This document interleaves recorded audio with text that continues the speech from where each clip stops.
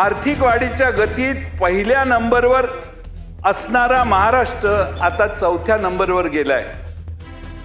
अध्यक्ष महोदय, 21-22 ते 24-25 कर्नाटकचा कितीने वाढला? 65% वाढला। गुजरातचा 48%, तामिळनाडू 47%।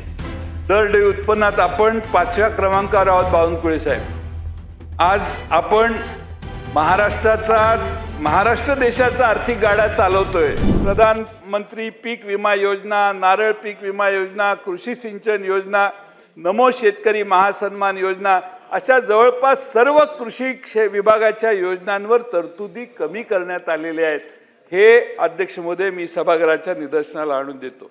आता दुग्ध विकासाचा विषय, दुग्ध विकास विभागाचा नियतव्यय किती असावा? आमचे कोरे साहेब दूध विकासात फार तरबेज आहेत। या वर्षी दुग्ध विकास विभागाचा नियतव्यय 1 लाख रुपये करण्यात आले। तुम्ही बघा, त्याच्यात दूध उत्पादक शेतकऱ्यांसाठी देण्यात येणारे अनुदान बंद करणार का हे सरकार? याचा खुलासा भाषणात करावा। एकीकडे म्हणायचे उत्पन्न वाढवू, पण दुसरीकडे तरतुदी कमी करायला निघालोय। अध्यक्ष महोदय, सगळं चिंताजनक आहे। अध्यक्ष महोदय, अर्थव्यवस्था $5 ट्रिलियन 2047 पर्यंत करणार, काही प्रॉब्लेम नाही। म्हणजे 450 लाख कोटी रुपये। सध्या किती आहे? $0.55 ट्रिलियन आहे, म्हणजे 50 लाख कोटी। 50 लाख कोटीवरून 4.5 कोटीवर जायचं आहे आपल्याला। आणि माझं काही तक्रार नाही, माझा पाठिंबाच आहे। मोठ्या कल्पना, मोठी स्वप्न बघावीत, पण त्याच्यासाठी काही कृती केली पाहिजे। 21 वर्ष विकास दर सरासरी 11.5% असला तर आपण कुठंतरी हे पोचू शकतो पुढची 21 वर्ष। आणि म्हणून अध्यक्ष महोदय, 25-26 मध्ये आपला काय दर आहे? विकास दर 7.9% अपेक्षित आहे। मागच्या वर्षीचा किती होता? 7.3%। म्हणजे घोषणा आणि प्रत्यक्ष कृती याच्यात बरंच अंतर आहे। अध्यक्ष महोदय, भाषणात म्हटलंय की महाराष्ट्र हे देशाचं आर्थिक इंजिन आहे। आकडेवारी बघितली तर तसं दिसत नाही। आर्थिक पाहणी अहवाल जर बघितला तर अध्यक्ष महोदय, देशाचा rate of change in GDP growth हा महाराष्ट्राच्या rate of change in GDP growth पेक्षा जास्त आहे। म्हणजे देशाची GDP आपल्यापेक्षा जास्त वेगाने वाढते अध्यक्ष महोदय, आपली कमी आहे। आणि अध्यक्ष महोदय, राज्यामध्ये मोठी राज्य जी आहेत देशातली, त्यात आर्थिक वाढीच्या गतीत पहिल्या नंबरवर असणारा महाराष्ट्र आता चौथ्या नंबरवर गेलाय।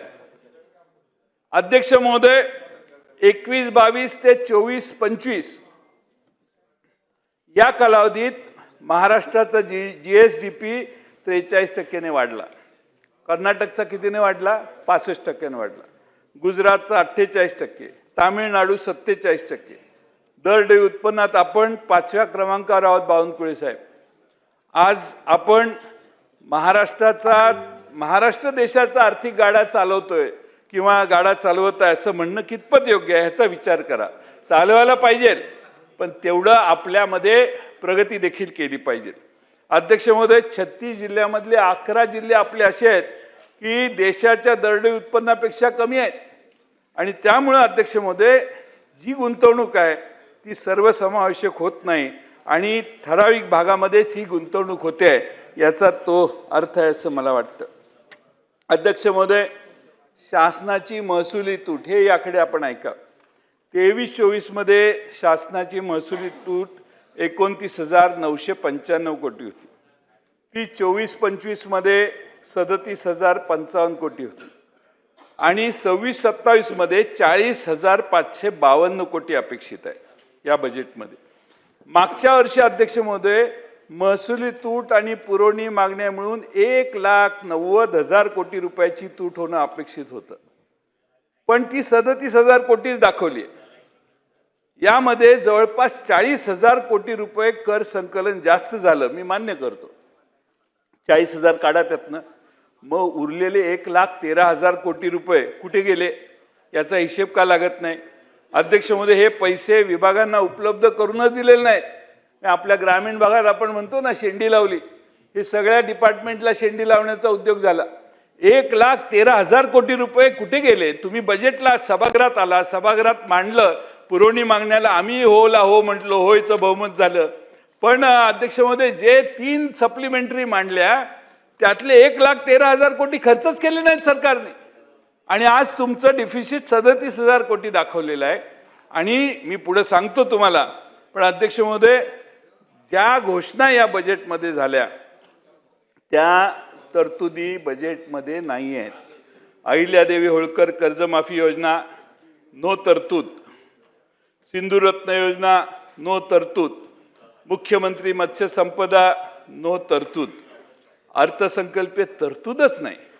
पावसाळी अधिवेशनात या सगळ्यांसाठी पुरवणी मागण्या येतील आणि राज्याची महसुली तूट आपण जी 37,000 कोटी दाखवली आहे ती पुन्हा 1,00,000-1,50,000 होईल. सभागृहासमोर आपण 3 बजेट 3 पुरवणी मागण्या मान्य करू, सगळे आनंदाने घरी जाऊ. त्यातला सिलेक्टेड लोकांना सिलेक्टेड पैसे सिलेक्टेड डिपार्टमेंटला मिळतील. बाकीच्या सगळ्यांना तोंडाला पानं पुसण्याचा कार्यक्रम हा पुढच्या वर्षी पण आहे असं माझा अंदाज आहे.